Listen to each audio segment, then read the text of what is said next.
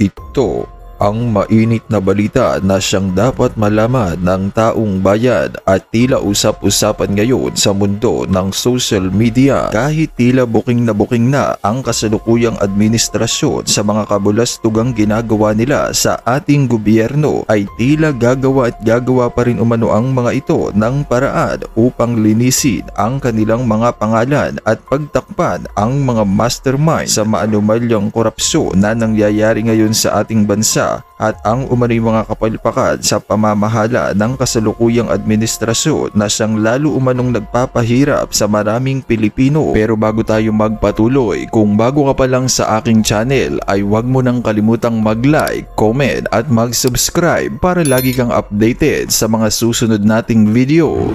Nagbabala nga si Senator Amy Marcos na ilan sa mga testigo sa controversial na flood control anomalies kabilang si Orly Gutesa ay posibleng bawiin ang kanilang mga naging testimonya dahil sa umano'y matinding pananakot at panggigipit. Ayon kay Senator Amy, isa-isa yan kasama si Orly Gutesa sa biglang babaligtad dahil pinressure, tinakot ang pamilya at halos tinutukad ang asawa at anak. Dagdag pa ng senadora, may mga taong may personal knowledge at matapang na naglahad ng katotohanan, ngunit ngayon ay pinipilit umanong patahimikin. Hindi tama itong gawain na ito, diin ni Marcos. Ibinunyag din niya na si dating House Speaker Martin Romualdez umano ang VIP witness na tinutukoy ni Senator Ping Lacson, ngunit hindi na anya ito dadalo sa susunod pang pagdinig ng Senate Blue Ribbon Committee sa November 40. Kaya naman ayon pa nga sa komento ng ilan sa ating mga kababayan, kahit pa bumaligtad itong si Ortesa, ang importante alam na ng mga taong bayan ang lahat ng mga katiwaliang pinaggagawa ni Martin Romualdez at Saldico. Hindi tanga ang mga Pilipino. Hawak nila ang batas at madami silang pera, pero may hangganan din ang lahat. Mahirap nang bawiin yun kasi sinumpaan yun at alam na ng mga Pilipino ang totoo at kung sino ang mastermind. Kung ganyan ang mangyayari, dapat magising na ang lahat at magkaisa ang lahat para sila palayasi sa bansang Pilipinas ang mga buwaya. Para sa bupang detalye ng balita, narito't panoorin pa natin ang full video. Pangalawang araw ngayon na wala sa sesyon ng Senado si Senator Ron. Atat ng media, oh. Talagang pukpok silang pukpok na wala sa sesyon si Bato De La Rosa. Sa gitna ito ng ugong ng warrant of arrest laban sa kanya ng International Criminal Court. Kasi simpleng-simple lang naman eh. Kung ikaw kikidnapin, sisipot ka pa ba? Di ba? Kung ikaw ay kikidnapin. At unang-una, wala tayong tiwala sa justice dito sa Pilipinas. Hindi sa korte, ha? Ang sinasabi natin yung magpapatupad ng batas. Eh walang ano eh, tamang ulirat yung nagpapatupad ng batas eh. Sana kung nasa ulirat yun, meron tayong habol. O ICC. Maging kasamahan niya sa minority, hindi alam kung nasaan siya. Hindi ko na tinatanong, mas maigi na, di ba? Hindi naman sasabihin at ayoko rin malaman. Yun. Ang asawa ni Senador De La Rosa ang nakausap raw ni Senator Amy Marcos. Kabadong-kabado raw sa sinasabing warrant of arrest laban sa asawa. Wala ako narinig kay Senator Bato, si Nancy De La Rosa na lang nagte-text eh. Sanay na sanay yan eh, talagang asawa ng pulis. Pero ganun pa man, takot na takot. At kabang-kaba, nananawagan, natulungan sana sila na kahit papano may due process, may hustisya, may soberanya ng Pilipinas. Hanggang ngayon, kahit si DILG Secretary John Vic Remulla, hindi pa rin nakikita ang warrant of arrest na ibinunyag ng kanyang kapatid, si Ombudsman Crispin Remulla. Tinakita na ba sa inyo ni Ombudsman Remulla yung kopya? Hindi po, sa telepono. Tingnan ninyo itong mga sagot niya, ha? Kami nag-uusap. Ang sinabi niya sa akin, nakuha niya ang electronic company from a third source. Third source? Galing sa third source. Ang gulo, no? Mantakin mo. Nag-announce ka, nagkagulo ang Pilipinas, lalong-lalo na yung mga medyang atat na atat ipakulo si Bato, na nanggagaling lamang sa third source.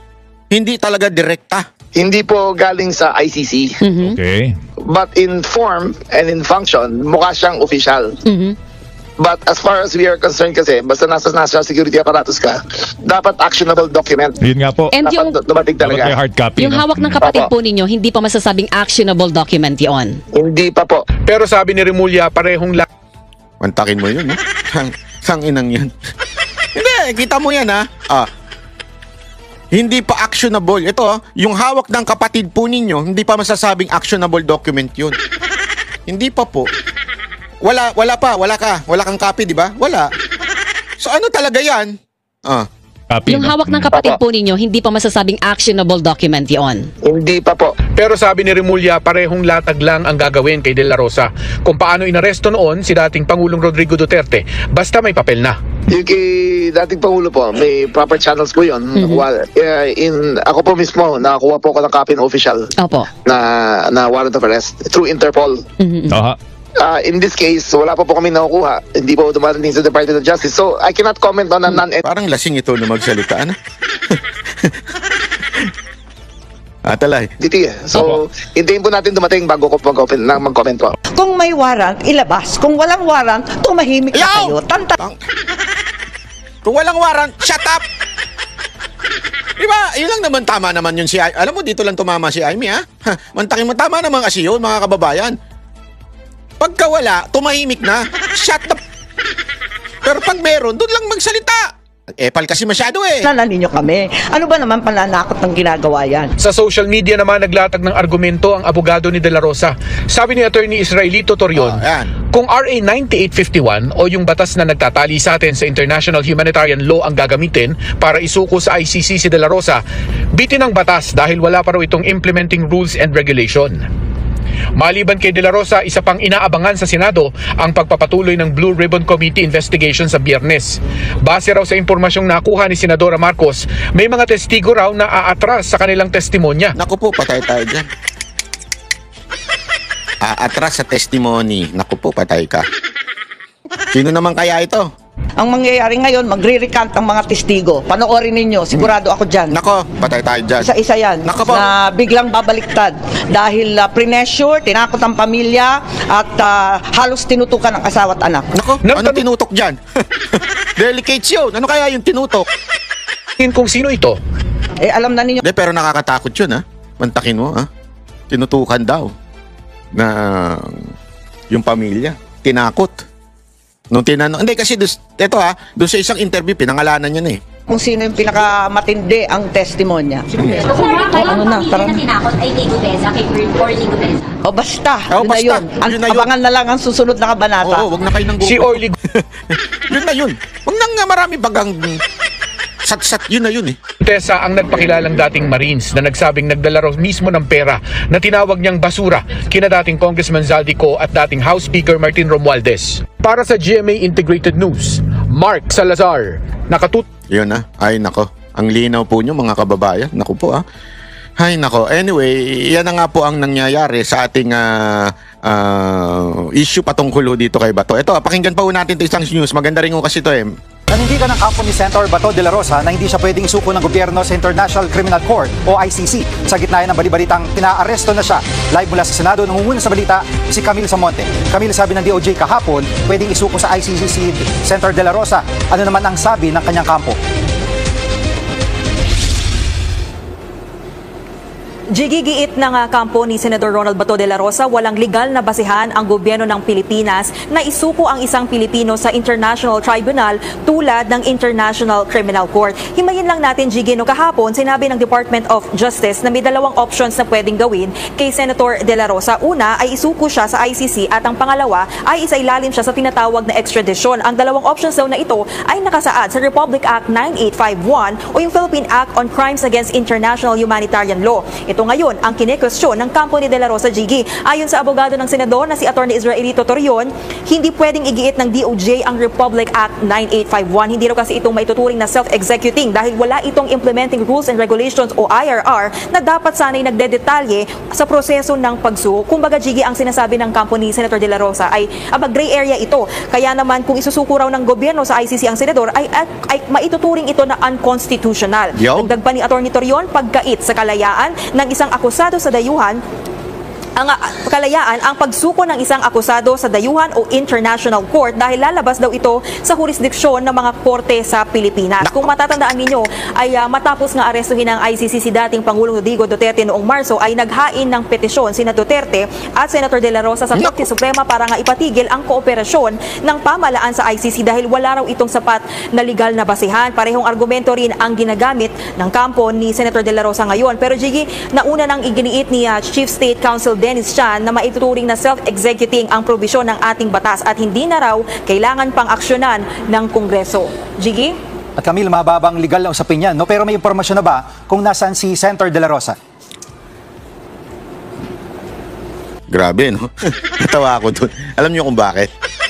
Ang haba nung sinabi nung reporter about the argument of Attorney Torion regarding doon sa wala pang IRR implementing rules, di ba? Kung papaano yung extradition, kung papaano yung batas na yun ay papatupad. Kasi ganun yun eh. Halimbawa, di ba? Yung anti-dynasty law, batas na yan eh. Pero bakit hindi may patupad? Kasi wala pang implementing rules. Ganon din ito. Wala pang implementing rules po ito. So hindi pa ho alam paano ito ipatutupad. Matinding usapin po 'yun. Pero ang follow-up question ng reporter, asan si Bato? Hindi ba pansinin niyo, asan si Bato?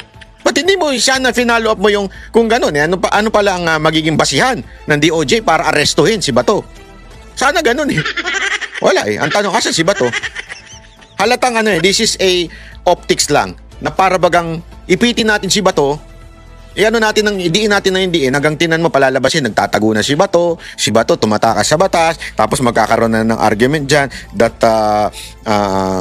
fleeing is an act of guilt. Alam mo yung mga gano'n na para bagang pag-usapan natin si Bato, mawala na doon sa issue ng flood control. Jiggy, no-show pa rin ngayon si Senator De La Rosa kahit nga nagpatuloy na itong sesyon. Pero inaasahan na sasalang itong si Senator Bato sa plenary debates ng budget ng Department of National Defense sa susunod na linggo. Kaya naman yan yung aabangan natin, Jiggy, no, kung magpapakita na ito si Senator Bato. Nauna na nga rin sinabi ni Senate President Tito Soto na hindi niya hahayaan na maaresto sa loob ng Senado ang sino mang senador. Oo, pero pag sa labas na daw siya. Yun ang sinasabi niya. Yun ang sinasabi niya. Pag sa labas na daw siya. Di rin daw kailangan na magsabi ang isang senador kung a-absent siya sa sesyon. Huling nakita si Senator De La Rosa na namimigay ng tulong sa mga apektado ng Bagyong Tinyo sa Cebu noong nakaraang linggo. Jiggy? At may pahayag na ba ng suporta kay Senator De La Rosa yung ibang mga senador?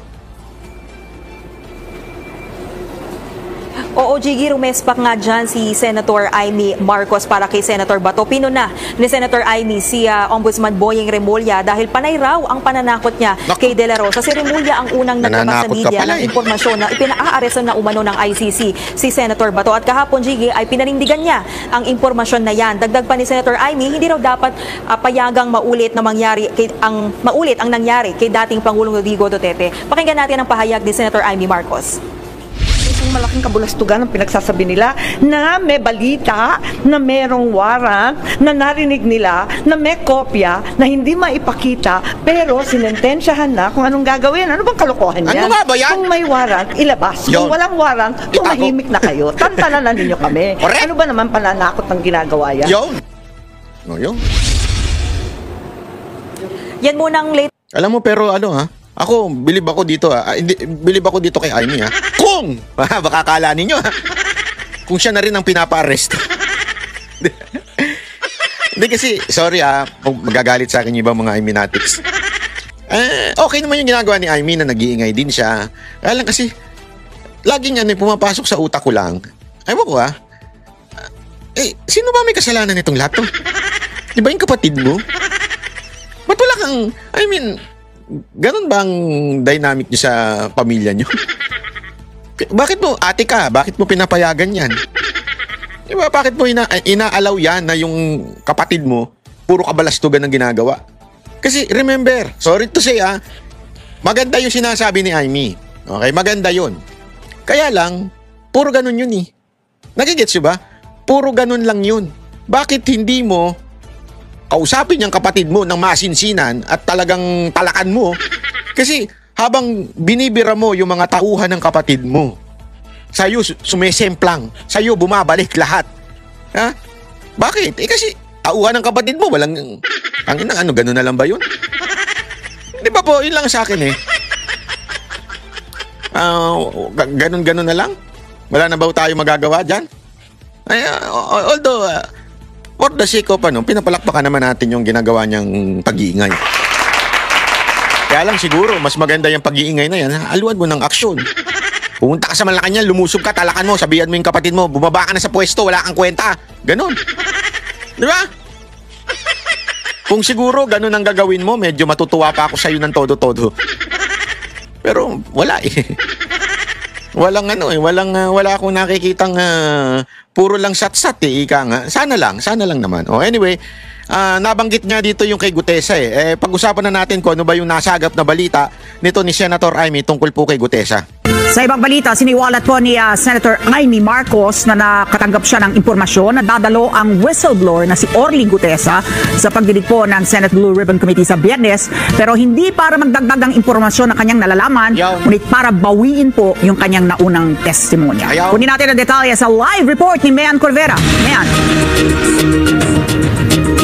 Ali, sabi ni Senator Amy Marcos, may mga testigo raw na tinakot para bumaligtad at bawiin yung kanilang mga naunang testimonya sa mga investigasyon ng Senado. Sabi ni Senator Amy Marcos, iyan ang aabangan sa pagdinig sa Biyernes. So magre-recant na yung Marine. Yun daw ang paputok eh. At saka yung 17 congressman na lang ang hahatakin. Hindi na star witness ang aking pinsan. Nakatanggap ng impormasyon si Senator Amy Marcos na haharap umano sa pagdinig ng Senate Blue Ribbon Committee sa Biyernes si dating Marine Sergeant Orly Gutesa. Pero hindi para magsabi pa ng iba niyang nalalaman sa nangyaring delivery umano ng mali-maletang pera galing sa kickback sa flood control projects, kundi para bawiin ang kanyang naunang testimonya. Sabi ni Marcos, nagbago na rin umano ang naunang plano na gawing state witness ang kanyang pinsan na si dating House Speaker Martin Romualdez. Bago ata isip, nahiya din sa sarili. Kasi ang dating narinig ko, magiging state witness, siya ang magiging star witness, bibigyan ng witness protection. Pwede ba naman yun? Inuloko na tayo ng lubus-lubusan. Ang mangyayari ngayon, Grabe, no? Star witness? Ano ka? Hindi, mantakin mo ha. Yun pa pala ang plano daw, sabi nito ni Amy. Yun ang pinakaplanong gawin, star witness. Ikaw ang pinuno ng katarantaduhan, ikaw ang star witness. Hindi ko alam. Iniisip ko nga nung aking pinagmumulay-mulayan tong sinabi niyang star witness. So, ibig mo bang sabihin? Kasi, pag sinabi mong star witness o di kaya state witness, ikaw yung meron pang mas mataas sa'yo na isusuplong ka.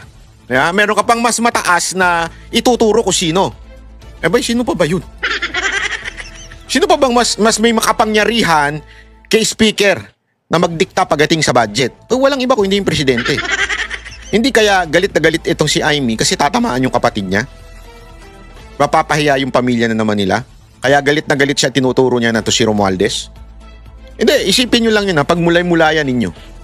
Kaya ilalaglag na nila sa bangko supposedly si Romualdez.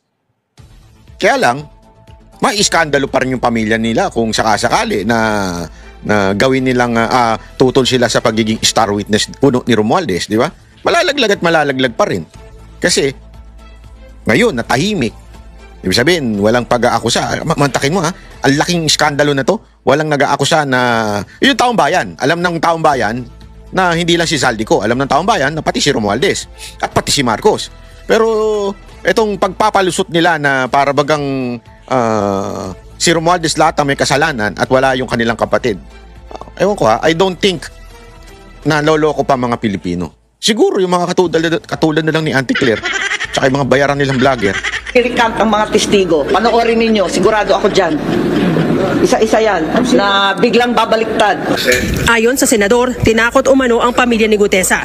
Si Gutesa ang surprise witness ng Senado na nagdawit kay dating Speaker Romualdez na isa sa umano'y pinagdadalhan niya ng mali-maletang pera sa bahay nito sa Taguig. Pressure, tinakot ang pamilya at halos tinutukan ang asawa at anak. Kasi pinakamabigat ang kanyang testimonya. Dahil doon, may personal knowledge at matapang na ipinunyag ang lahat. Talaga naman, tinakot ng todo-todo ang mga pobreng testigo. Hindi tama itong gawain nila. Ito anya ang dahilan kaya sinisiraan si Gutesa, katunayang kinukustyon ngayon ang kanyang umano'y peking pirma sa sworn affidavit. Sabi ni Marcos, bukod kay Gutesa, may iba pang testigo sa malawakang anomalya sa flood control ang umano'y pinipigilang magsalita at itinago. Kahit ano pang mangyari, kahit si Gutesa man at yung iba pang Marines ay magbaliktaran. Di ba sinisiraan na siya, naumpisahan na peke daw, yung nag-notarize, nag-falsify daw, kung ano-ano ang sinasabi. Wala naman naniniwala na sa inyo. Linilin lang ninyo ang sambayan ng Pilipino. Pero ang Pilipino, hindi na po magpapaloko. Nakuha niya raw ang impormasyon sa ilang source mula din sa Malacanang. Problema, Malacanang has become very leaky. As a matter of fact, the entire administration has become very leaky. Ang daming nagsusumbong dahil sila mismo nagdadalawang isip, maraming matinding abogado dyan, maraming mahuhusay, magagaling, at may konsyensya. Marami sa kanila, hindi rin mataiman nangyayari. Wala namang balak si Marcos na Sana totoo. Hindi, alam mo, sa tingin ko, tama naman yung sinasabi niya. Maraming abogado sa loob ng Malacanang, alam nila na palpak itong nangyayari na ito. Pero kasi it's not just knowing sa akin sa aking pananaw, hindi lamang po yan sa kung ano yung kaalaman mo, alam mong mali. Ang tanong dyan is kung kaya mo bang panindigan yung consequence kung ikaw ay maninindigan. Mahirap po kasi yun. May consequence po Sometimes playing safe na po yung iba dyan. Takot. Kasi pagka, alam mo, itong ginagawa kay Bato, ito po pananakot po Pananakot po ito na kung sino man ang papalag sa administrasyon na ito, ang kakahatnan nyo, si Pangulong Duterte. Kung ang kakahatnan nyo, katulad nila Bato. Kasi pansinin ninyo lahat inuusig. Lahat ng kumontra sa gobyerno, kahit nga hindi maka-Duterte, like Villanueva, Chis Escudero, di ba? Lahat yan, hindi naman maka-Duterte yan Pero bakit inuusig? Kasi inu-oppose mo sila Nilalabanan mo sila. Ngayon nga, di ba, lumabas yung, I think yung complaint, yung demanda against Kiko Barsaga. Di ba? Porket nag-iingay si Kiko Barsaga, ididemanda na rin nila. I mean, tapos yung ang ano dun, sedition, parang hindi naman nag-aya kasi pag sinabi mo sedition, magrebelde, humawak armas, maggawa ng chaos. Ang sinasabi lang naman paulit-ulit ni Kiko Barsaga, yung pumalag ka, lumaban ka sa katiwalian, di ba? Pababain mo. Hindi ho sedition na sabihin mo kay Marcos, hoy, mag-resign ka na Marcos, wala kang kwenta. Hindi ho sedition yun. Ang sedition yung magrebelde tayo, sugurin natin na Malacanang, ganunin. Yan ang sedition. Pero wala naman sinasabi ang pinabababa niya. Oo. Ano ngayon? Opinion niya yun Wala namang masama kung pababain mo. Sabihin mo, hoy Mr. Marcos, hindi ka na sapat sa panunungkulan mo.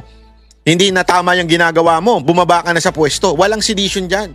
Lalo na yung inciting to sedition. Di ba?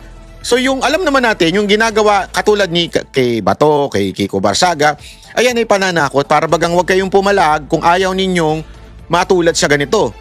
Di ba? Yan ang ano nila It will take time. Actually, ginawa na nila yan. Hindi lang nagtagumpay yung naalala nyo yung sedition case ni Torre. Hindi lang nagtagumpay yun Pero tinakot nila. Dami nilang tinakot Actually, sa SMNI unang ginawa yan. Di ba? Sinampulan nila ang media. Mantakin mo. Sabihin na natin, ganun, ni Marcos na media ay yung SMNI. Nagkaroon lang ng espasyo si Marcos, ayaw sa iba, di ba? SMNI lang. So, nung sinampulan nilang SMNI, na tanggalin sa himpapawid, nung sinampulan nila si Kibuloy, si Pastor Kibuloy, na usigin, hindi ho yan dahil guilty si Pastor, hindi. O guilty ang SMNI, hindi rin. As a matter of fact, may franchise ang SMNI. Pero lagi lang binibiti ng NTC yung kanilang para hindi ng himpapawid, para hindi mag-criticize. At si Pastor Kibuloy, alam nila yung impluensya sa SMNI, hindi lamang po doon sa mga supporter ni Pangulong Duterte. At alam siguro nila, iniisip nila, financier si Pastor Kibuloy ng mga Duterte, kaya ginipit. Ayan pagbibigay example lamang. Kasi sa mga negosyante, takot ho ang mga negosyante. Alam mo nila, at sigurado naman ako, nabanggit naman ni Pangulong Duterte yun, na si Pastor Kibuloy yung isa sa tumulong sa kanya para manalo sa kampanya. At nung ginipit yan, para bagang sinasabi sa taong bayan, lalong-lalo ng mga negosyante, huwag niyong tutulungan ng mga Duterte kung ayaw ninyo maging ganito. At si media naman, huwag kayong maging ganitong klaseng media, yung nagbibigay ng tamang impormasyon at nagbabatikos kung ayaw ninyo matulad sa SMNI. Yan yung kanilang pattern. Basta may bumatikos, bibigyan nila ng matinding kahit nga sa social media, di ba? Sabi ko nga sa inyo, sinampulan nga tayo ng ilang demanda Sinampulan ho tayo ng kung ano-anong pag-uusig. Sinampulan ho tayo ng ilang nilang mga troll na nagbabanta. Alam mo, dami-dami nagbabanta sa akin troll Naku po, kung alam nyo lang. Ang dami ko nang ni-report sa otoridad tungkol dito ho, na yung otoridad naman sana bigyan pansin, di ba? Sana lang sana po. Pero gano'n wala tayong magagawa, ganyan talaga Pero sabi ko nga, alam naman ng mga tao na nasa Malacanang na mali ang ginagawa ng amo nila. Pero ang problema, walang mga bayan. Yun ang totoo. Wala na tayong masasabi mong bayani. Kulang na ho ang bayani sa Pilipinas. Wala na. As in nga na tayo sa bayani sa Pilipinas. Ewan ko ba kung asa na yung mga bayani sa atin. Sana lumabas sila sa November 16. Sana sila ay magsabi na ng totoo sa November 16 to 18 na rally ng iba't ibang grupo. At ang isa sa malaking grupo dito ay yung INC po. Sana magkaroon na po ng bayani na magsasabi ng katotohanan sa nangyayari sa gobyerno. Hindi lamang po yung, alam namin mali ang aming presidente, ganun. Pa sa mga pagdinig ng komite, hindi siya pabor na si Senator Ping Lacson ang muling mamuno sa Blue Ribbon Committee dahil para sa kanya may mga hinaharang umanong impormasyon. Nakakaya sabihin dahil colleague namin. Pero sana, hayaan ang interpelasyon at ang investigasyon mapunta sa kung saan. Parang sa tubig yan Pag pina-flood control mo, mas lalong huhupa. Kaya kinakailangan, huwag inaawat, huwag pinipigilan. Walang pigil. Dapat tuloy-tuloy. You go where the evidence leads you. Tiisa na lang kung sinong matumbok. Ayun, tama yun. Tumbukin na kung sino dapat tumbukin. Ani, hiningan natin ng komento hinggil dito ang tanggapan ni Senator Ping Lacson, pero hanggang ngayon wala pa siyang inilalabas na anumang pahayag. Sa Biyernes, kinansila na yung nakatakdang plenary deliberations para sa panukalang pambansang budget. Yan ay para bigyang daan ang pagdinig ng Senate Blue Ribbon Committee. Ali. Okay, dagdag impormasyon lang dito sa sinasabi. Kasi all this time wala si Orly Gutesa na kanino siyang kusdiya, may handler ba siya? Siya ba ay nagtago? Meron bang nasabing senadora tungkol dito? Hindi niya daw alam, Ali, kung nasaan ngayon itong si Gutesa. Pero doon sa huling panayam kay dating Secretary Mike Defensor na siyang sinasabing nagtumulong at nagharap dito kay Gutesa sa Senado, ang sabi niya hawak daw ng Marines itong si Gutesa na pinabulaan na naman ng Philippine Marines. Bukod kay Gutesa, may binabanggit pa siya na ibang mga testigo pa, na bukang gigibain yung mga naunang pahayag ni Gutesa at iba pa na talagang direktang isinasangkot. Sinangkot nga itong sina Martin Romualdez at Zaldico. Nabanggit ba kung sino pa yung mga ibang testigo na magre-recant? Yan daw ang aabangan, Ali. Dapat daw yung bantayan ng publiko sa pagdinig sa Biyernes. Isa na lang, last question. Mayan, yung binabanggit niyang 17 congressman na lamang daw yung hahatakin. Ano naman ang ambag ng mga yon? Kung sakasakali. Ali, yung 17 kongresista, sila na rin yung sabi ni Senator Ping Lacson kahapon, pinadalan sila ng sulat sa pamamagitan ng House leadership para sila ay maimbitahan. Hindi nga sila pwedeng basta ipatawag dahil sa umiiral na interparliamentary courtesy. Yung 17 yun yung mga pinangalanan ni Curly at Sara Diskaya sa kanilang naunang testimonya nung ang investigasyon pa ng Senado ay pinamumunuan ni Senator Rodante Marcoleta. Okay. Yan ang haba natin sa darating na Biyernes kasi nga ang nakikita natin dito ay posible, maaari, daw raw. Kung yan ay magkakatotoo, malalaman natin sa hearing ng Senate Blue Ribbon Committee sa darating na Biyernes. Maraming salamat, Mayan Corvera. Ayun ha. So abangan natin yan sa Biyernes. Naku po, sinasabi nga ni ito daw ay delicates na ho. Ibig sabihin binantaan daw ang buhay ni Gutesa para po bumaligtad. Tingnan natin kung babaligtad. Kasi ewan ko sa tingin ko para bagang kumpirmado na Para kaya kumpirmado na babaligtad talaga di ba? Nako, ewan ko. Sana naman. Sana hindi madala si Gutesa dahil ay nako.